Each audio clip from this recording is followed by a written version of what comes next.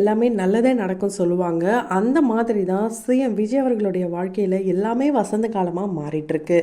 ஏன்னா அவருடைய வாழ்க்கையில் ரொம்பவே முக்கியமான ஒரு கட்டம் அப்படின்னா அது அவங்களுடைய மனைவிக்கும் அவருக்கும் ஏற்பட்ட அந்த கருத்து வேறுபாடு, பிரிவு, விவாகரத்து பிரச்சனை. அதனால இந்த ஊரே அவரை பார்த்து கேள்வி கேட்டது. இப்போ குறிப்பாக அவர் சிஎம் ஆனாலும் கூட ரீசண்டாக அவங்களுடைய எதிர்க்கட்சி தலைவர்லாம் அவரை இதை வச்சு தான் அட்டாக் பண்ணாங்க. இது எல்லாத்துக்குமே முற்றுப்புள்ளி வைக்கிற வகையில் தான் இப்போ ஒரு சம்பவம் ஒன்றா பண்ணியிருக்காங்க சங்கீதா அவர்கள். ஆமாங்க, சங்கீதா அவர்கள் வாபஸ் வாங்கியிருக்காங்க. ஸோ அந்த மனைவியும் தள்ளுபடி பண்ணிட்டாங்க நீதிபதி. என்ன நடந்தது அப்படின்றது பல பேரும் பல விஷயங்களை சொல்லிட்டு இருக்காங்க. அது எல்லாத்துடைய தொகுப்பாக தான் இருக்க போகுது. குறிப்பாக த்ரிஷாவை ஏன் அசிங்கமாக பேசுகிறீங்க அப்படின்ற கேள்விகள்லாம் கேட்டிருக்காங்க. ஏன், யார் கேட்டது? பனையூர் பங்களாவில் தான் நான் வாழுவேன் அப்படின்ட்டு சங்கீதா அவர்களும் சொல்லியிருக்காங்களாம். ஸோ இது எல்லாத்தையும் இந்த வீடியோவில் பார்க்க போகிறோம். தொடர்ந்து வீடியோ பாருங்கள். அதுக்கு முன்னாடி சிஎம் சாரும் சங்கீதா அவர்களும் சேர்ந்ததை பற்றி என்ன நினைக்கிறீங்க? உங்களுடைய கருத்துக்களை கமெண்ட் பாக்ஸில் மறக்காம கமெண்ட் பண்ணுங்கள். தொடர்ந்து வீடியோ பார்க்கணும்னு நினச்சிங்கன்னா உடனே நம்ம சினி சமூகம் சேனலை சப்ஸ்கிரைப் பண்ணிவிட்டு பக்கத்தில் இருக்க பெல் ஐக்கனையும் மறக்காமல் ப்ரெஸ் பண்ணிவிடுங்க. ஏன் இந்த மனமாற்றம்? சங்கீதாவுக்கு இது நாள் வரைக்கும் இல்லாத மனமாற்றம் சடனாக வந்ததுக்கான காரணம் என்ன? இதோடைய பின்னணி என்ன? த்ரிஷாவுடைய நிலைமை என்னாகுமோ தெரியலையே. இப்படியெல்லாம் பல பேரும் பல கேள்விகளை கேட்டுட்டு வராங்க. இதை ஒரு விவாதமாகவே மாற்றிட்டாங்க. விவாகரத்து அப்படின்றது கணவன் மனைவிக்கு இடையில் ஏற்படுற சில மனக்கசப்பு, சில கருத்து வேறுபாடு, எல்லாத்தோடைய அடிப்படையும் தாண்டி அவங்க ரெண்டு பேருக்கு மட்டும்தான் தெரியும் என்ன ரீசன். சேர்ந்து வாழ்ந்தா நல்லா இருக்குமா, பிரிஞ்சா நல்லா இருக்குமான்ட்டு. ஆனால் இந்த ஒரு விவாகரத்து, அதாவது சிஎம் விஜய் சாருக்கும் சங்கீதா அவர்களுக்கும் ஏற்படுற இந்த விவாகரத்து பிரச்சனை பார்த்திங்கன்னா, ஐயோ வேண்டாம், நீங்கள் ரெண்டு பேரும் சேர்ந்தே வாழணும், நீங்கள் எல்லாருக்கும் முன்மாதிரியாக இருக்கணும், நீங்கள் உங்கள் குடும்பத்து கூட இருந்தால் தான் எங்களுக்கு ரொம்ப சந்தோஷன்ட்டு இந்த ஊரே அவருக்கு அட்வைஸ் பண்ணது மட்டும் இல்லாமல் ரெக்வஸ்ட்டாக முன் வச்சாங்க. எமோஷ்னல் ஒரு கனெக்டை க்ரியேட் பண்ணுச்சு. அதன் அடிப்படையில் தான் இப்போ சிஎம் விஜய் அவர்களே சமரச பேச்செலாம் நாங்கள் அனுப்பி வைக்கிறேன்னு சொல்லி அனுப்பி வச்சு அதன் மூலயமா தான் இப்போ சங்கீதா அவர்கள் ஓகேன்னு சொல்லி மனுவெல்லாம் தள்ளுபடியாக இருக்குது. உண்மையாலே இது ஒரு குட் நியூஸ் தான். எல்லாம் அவருடைய ஃபேன்ஸ்க்கு அவரை யார் இன்ஸ்பிரேஷனாக முன் வைக்கிறாங்களோ அவங்க எல்லாருக்கும். சரி, ஓகே, இவங்க ரெண்டு பேரும் சேர்ந்துட்டாங்களே, த்ரிஷாவுடைய நிலைமை என்னப்பா ஆகும் அப்படின்னு கேட்டிங்கன்னா, த்ரிஷாவுடைய நிலைமை என்ன ஆக போகுது? அவங்களுக்குன்னு ஒரு வாழ்க்கை இருக்குது, அந்த வாழ்க்கையை பார்க்க போகிறாங்க.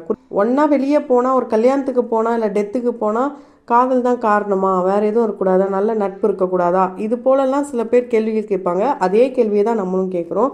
அவங்க ரெண்டு பேரும் மறைவாக இந்த கேமராவுக்கு பின்னாடி எதையும் பண்ணல, ஓப்பனாகவே ரெண்டு பேரும் ஒன்றா வந்தாங்க போனாங்க. இதான் விஷயம். இதை தாண்டி என்ன நடந்தது, ஏது நடந்தது எதுவுமே தெரியாது. குறிப்பாக விஜய் சாருடைய பர்த்டேக்கு அவங்க ஏஐ இமேஜ்லாம் போட்டிருந்தாங்க. இது எதன் அடிப்படையில் அவங்க போட்டாங்க தெரியல. அதனால் த்ரிஷாவை செம்ம கிழின்னு கிழிச்சாங்க. அதனால் த்ரிஷா தான் எல்லாத்துக்கும் காரணம் அப்படின்ட்டு யாரும் முடிவு பண்ணாதீங்க. த்ரிஷாவும் என்னுடைய பொண்ணும் ஒன்றா படித்தாங்க, ஃப்ரெண்ட்ஸு. எனக்கு த்ரிஷா ஒரு செல்ல குட்டி, செல்ல பொண்ணு.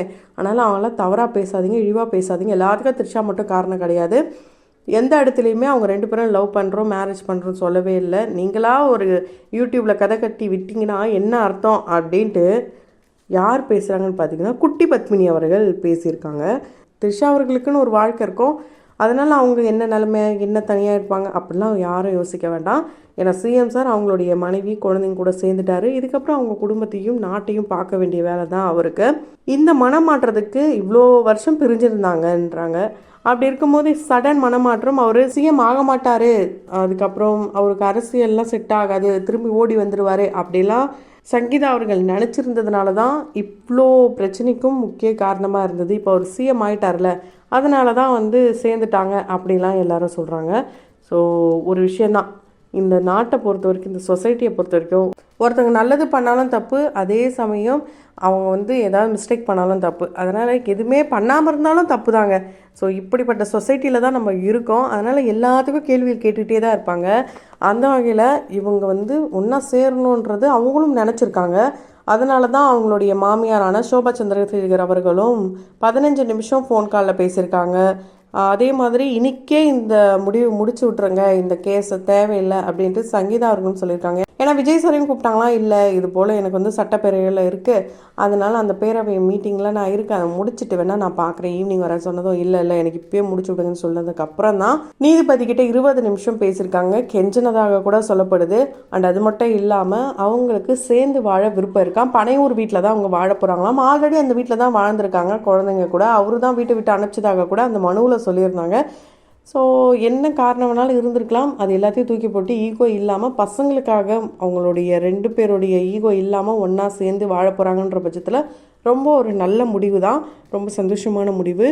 அது மட்டும் இல்லாமல் ஈகோ இருந்து ஒன்றும் பண்ண போகிறதில்ல. ஏன்னா பையனும் வளர்ந்துட்டார், பொண்ணும் வளர்ந்துட்டாங்க. அடுத்து அவங்களுக்கு நல்லது கெட்டதெல்லாம் பண்ணோம்.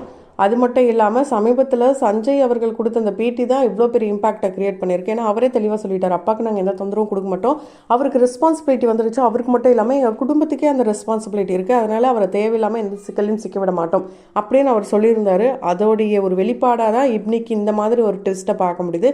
இது ஒரு நல்ல ட்விஸ்ட்டு தான், யாருமே எதிர்பார்க்காத ட்விஸ்ட்டு. வாழ்க்கையில் எப்போ எது நடக்குன்னே சொல்ல முடியாது, அந்த மாதிரி தான் இதுவும் இருக்குது. ஏன்னா பல பிரபலங்கள் பல வருஷம் ஒன்றா இருந்துட்டு பிரியிறோம் அப்படின்னு சொல்லி பிரிஞ்சுட்டு குழந்தைங்களுக்காக நான் ஒன்றா தான் இருக்க போகிறேன்லாம் சொல்கிறாங்க. அதுக்கு எதுக்கியா பிரியிறீங்க? ஒரு செகண்ட் கொஞ்சம் யோசிச்சு அந்த முடிவை எடுத்துருக்கலாம். ஏன்னா நீங்கள் எடுக்கிற ஒவ்வொரு முடிவுமே இங்கே கேமரா முன்னாடி பதிவாயிட்டே இருக்குது. இந்த மீடியா உங்களை பார்த்துட்டே இருக்காங்க, மக்கள் உங்களை பார்க்குறாங்க. அப்படி இருக்கும்போது அந்த மாதிரி முடிவு எடுக்கிறதுக்கு முன்னாடி நீங்கள் யோசிக்கலாம்.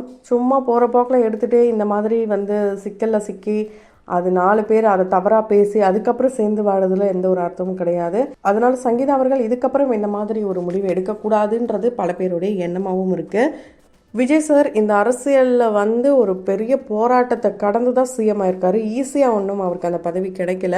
அதுக்கு பின்னாடி அவர் கீழே தள்ளி விடுறதுக்கு பல பிளான்கள் இருந்தது. அந்த பிளானில் ஒரு பிளான் தான் விஜய் சாரோடைய பர்சனல் அட்டாக் பண்ணுறதுன்ட்டு. எதிர்கட்சிகள்லாம் அவரை இப்போ வரைக்கும் வச்சு செஞ்சாங்க.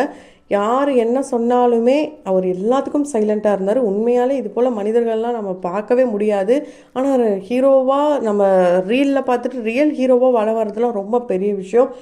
ஸோ உண்மையாலே நம்ம ஃப்யூச்சரில் யாராவது மாதிரி இருக்கணும், இவங்கள மாதிரி இருக்கணும், அவங்கள மாதிரி இருக்கணும் அப்படிலாம் ஒரு எடுத்துக்காட்டுக்கு சொல்கிறோம் நம்ம பசங்களுக்கு. அப்படின்ற பட்சத்தில் சிஎம் விஜய் சாரை கண்டிப்பாக சொல்லலாம். அவருடைய பொறுமை ரொம்ப ரொம்ப ரொம்ப ரொம்ப அவருக்கு ஒரு பொறுமை கடல் இன்னும் பெரியுது அப்படின்னு சொல்லுவாங்க. அதுதான் இவருடைய வாழ்க்கையில் மிகப்பெரிய மாற்றத்தை கொடுத்துருக்கு. அவருடைய பர்சனலாக இருக்கட்டும், அவருடைய பொலிட்டிக்கல் லைஃபாக இருக்கட்டும், ரெண்டுமே சூப்பராக இப்போ போயிட்டுருக்கு.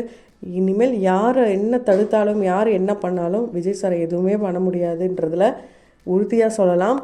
அண்டு அவர் மக்களுக்கு இன்னும் நிறைய செய்யணும்.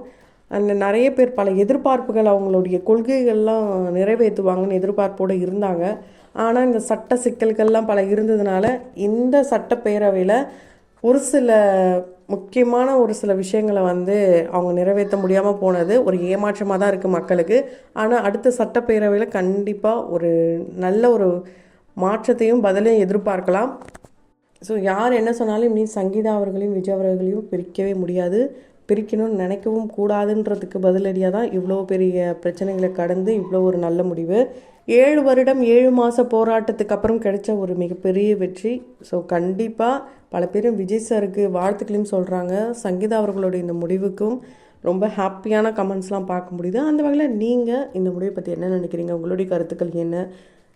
எல்லாத்தையும் கமெண்ட் பாக்ஸில் மறக்காமல் கமெண்ட் பண்ணுங்கள். தொடர்ந்து வீடியோஸ்லாம் பார்க்கணும்னு நினச்சிக்கோங்க. உடனே சேனலை சப்ஸ்கிரைப் பண்ணிவிட்டு பக்கத்தில் இருக்க பெல் ஐக்கனையும் மறக்காமல் ப்ரெஸ் பண்ணிவிடுங்க.